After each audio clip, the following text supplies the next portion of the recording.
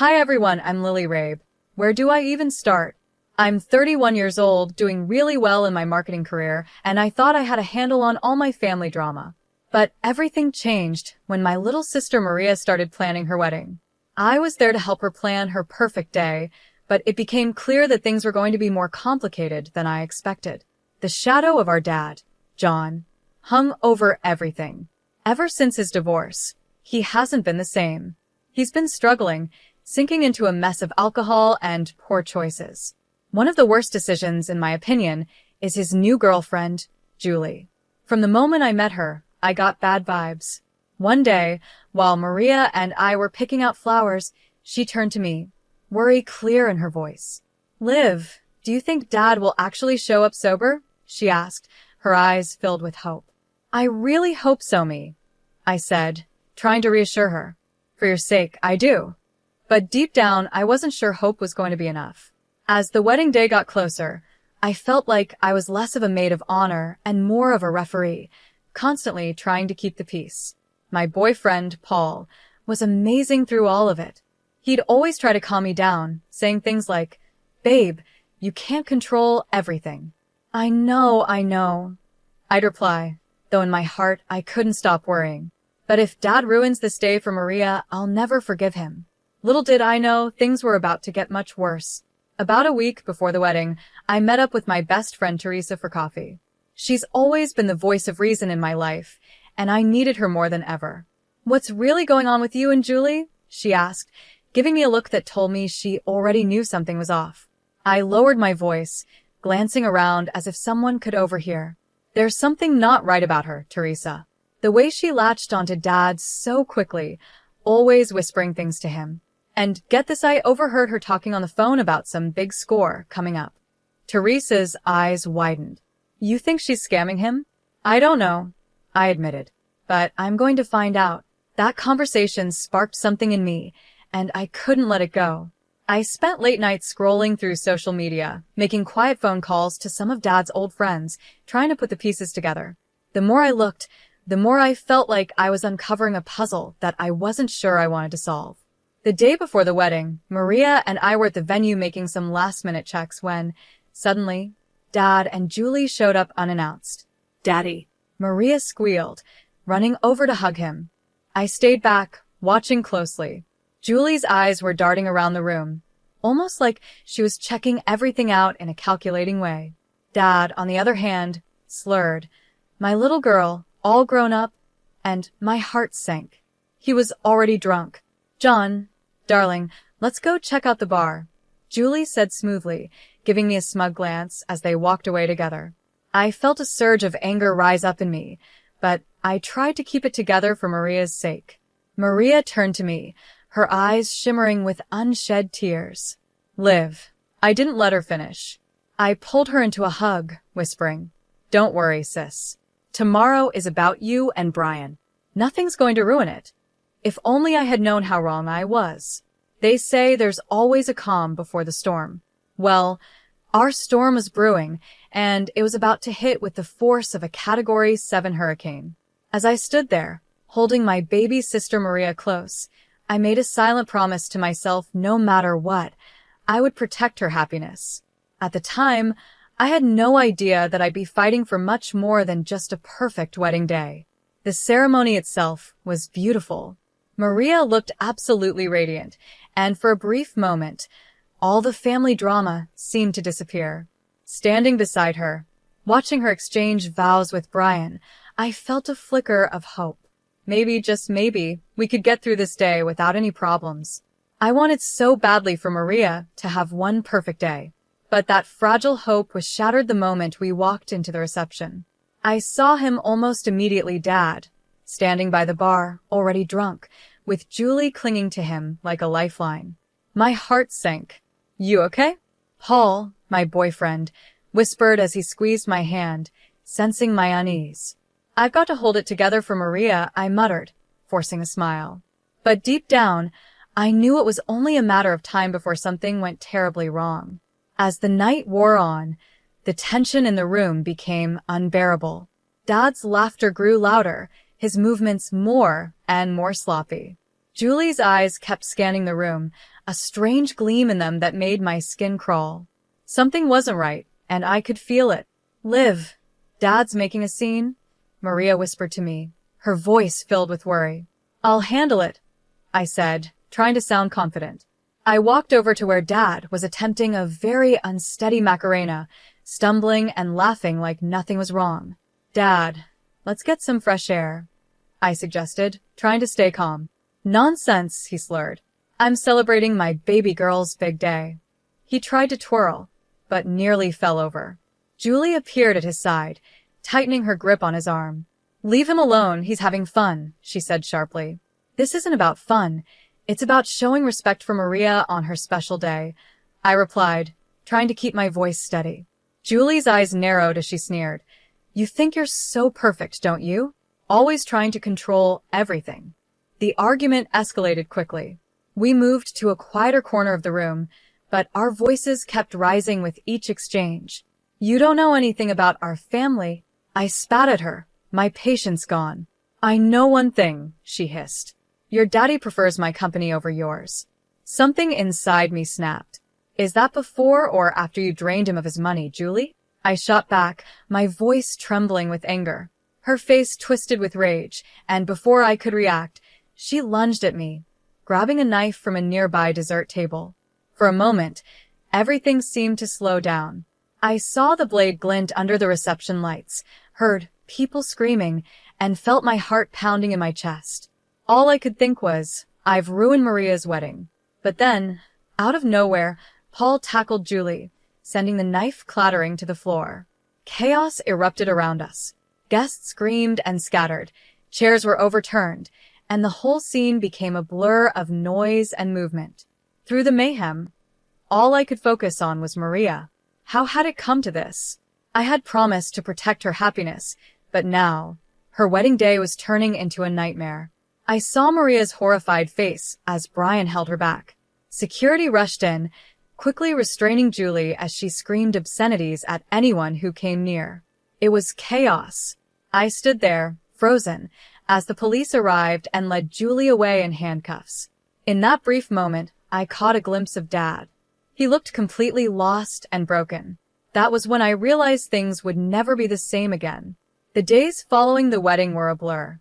Between police reports, interviews, and endless sleepless nights, I felt like I was living in a nightmare.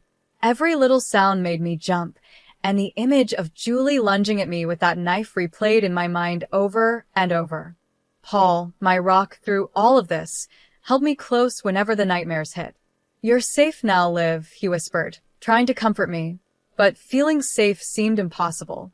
How could I feel safe when my own father's girlfriend had tried to stab me at my sister's wedding? How do you even begin to recover from something like that? Maria, understandably, was a wreck when I visited her about a week after everything had happened. She couldn't even look at me. All those months of planning, she said, her voice heavy with sorrow. And for what?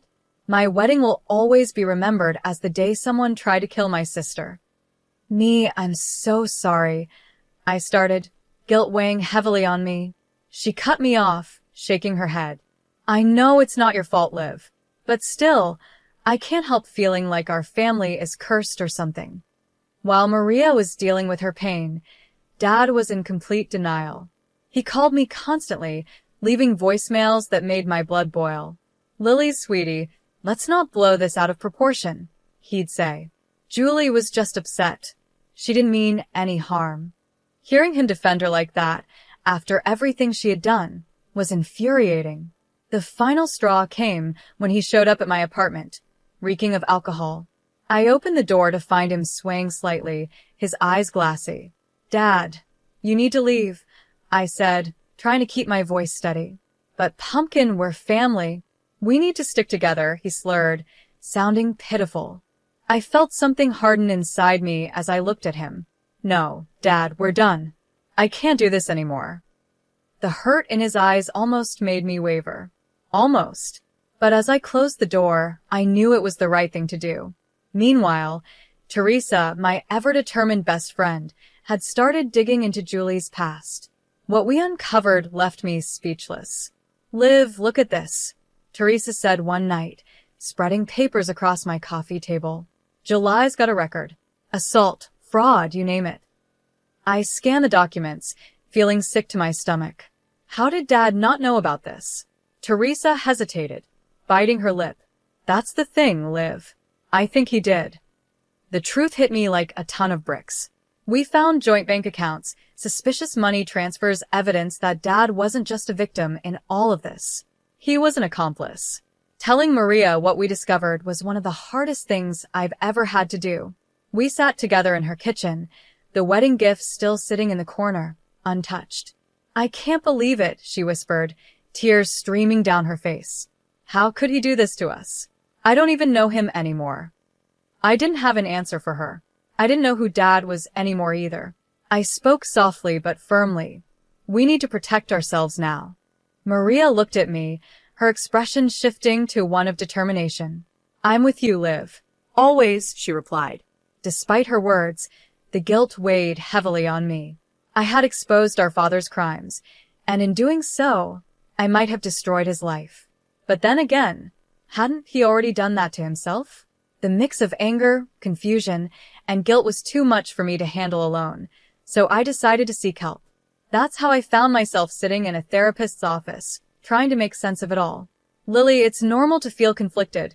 My therapist, Dr. Jacob, reassured me during one of our sessions. You've been through something traumatic. You're grieving the loss of the father you thought you knew. I stared down at my hands, feeling torn. But shouldn't I hate him after everything he's done? There's no should when it comes to emotions, she explained kindly. What's important is that you acknowledge how you feel and work through it. Working through it sounded easy, but it wasn't. Still, as I left Dr. Jacob's office that day, I felt a small glimmer of hope. It wasn't much, but it was a start. Maybe, just maybe, I could rebuild something positive from the ruins of my family's past. For months after the wedding disaster, I found myself in a place I never thought I'd be happy. Despite everything that had happened, I had a strong support system. Maria, Paul, Teresa, and I had become an unbreakable team. Our bond was stronger than ever. One night, while we were having dinner at my apartment, Maria raised her glass. To new beginnings, she toasted. And to family, the one we choose, I added, clinking glasses with my sister. The media was all over Julie's trial. It was a circus. Sitting in that courtroom, my stomach was in knots as Julie's true nature was revealed for everyone to see. Dad sat beside me, looking completely stunned as her history of crimes came to light. But the real shock was yet to come. Teresa and I had been working hard, gathering evidence of Dad's involvement in Julie's schemes. During the trial, our lawyer stood up and addressed the court. Your Honor, we have documentation proving John Rabe involvement in Miss Blake's fraudulent activities. As the legal battle continued, my personal life took an unexpected turn for the better. My career started to take off. One Sunday afternoon, my boss called me into his office. Lily, we're promoting you to Senior Marketing Director, he said with a smile. Your resilience and creativity this past year have been outstanding. I left his office in a daze, immediately calling Paul to share the news. Babe, that's incredible. I'm so proud of you, he exclaimed, excitement clear in his voice. Amidst all the chaos, Maria and Brian made a beautiful decision. They decided to renew their vows. This time, it was a small, intimate ceremony in their backyard, with only close friends and family. Second time's the charm, Brian joked, making Maria giggle as they exchanged rings again. Watching them, I felt a sense of peace wash over me. We were finally healing, all of us. Then, the day of Julie's sentencing arrived. The courtroom was filled with tension as the judge prepared to deliver the verdict. As I sat there, I reflected on how far we had come since that fateful wedding day. We had been through so much pain and betrayal, but somehow, we had made it through. We were stronger, and we were moving forward. It wasn't easy, but we had found our way back to each other. The storm had passed, and we were finally finding calm again. I stood up to deliver my victim impact statement, my hands shaking but my voice steady. The scars from that night run deep. I began, but they've made me stronger. I looked directly at Julie, knowing this was my moment to reclaim my life. I'm here today not as a victim, but as a survivor. As Julie was led away in handcuffs, I felt a sense of closure. It was like a long and painful chapter of my life was finally coming to an end. The real celebration, however, came a month later. Maria, Brian, Paul, Teresa, and I were at my favorite restaurant, gathering to celebrate my promotion and everything we had overcome together. To Lily, Teresa raised her glass, her smile wide. The strongest person I know. I couldn't let her finish without adding. To all of us. I looked around at the faces of the people who had stood by me through the hardest year of my life. For proving that family isn't just about blood, but about loyalty and love. As we laughed and shared stories, I felt something shift inside me. I realized how much had changed. The past year had been like a nightmare, but in a strange way, it had also been a gift. It showed me who really mattered. It taught me how strong I could be. And it gave me the courage to cut out the negativity and toxic influences in my life. Sitting there, surrounded by real love and happiness, I knew that this was my happy ending. It wasn't perfect, and it came with its scars, but it was real. And that made it beautiful. For the first time in a long time, I felt hopeful about the future. I was grateful for the family I had found, and the strength I had discovered within myself. So, that's where my story ends. But I'm curious about your thoughts. If you were in my shoes, would you have given your father another chance after everything he did? Or would you have kept those boundaries in place like I did? It's a tough decision, and I know many of you have faced similar struggles with toxic family members. I'd love to hear your experiences. Please share in the comments how you've handled difficult family dynamics in your own lives. If my story resonated with you, please hit that like button and consider subscribing for more real-life stories and discussions about navigating complicated family relationships. Your support means so much to me, and it helps me continue sharing these personal stories. Thanks for watching, and I'll see you in the next video.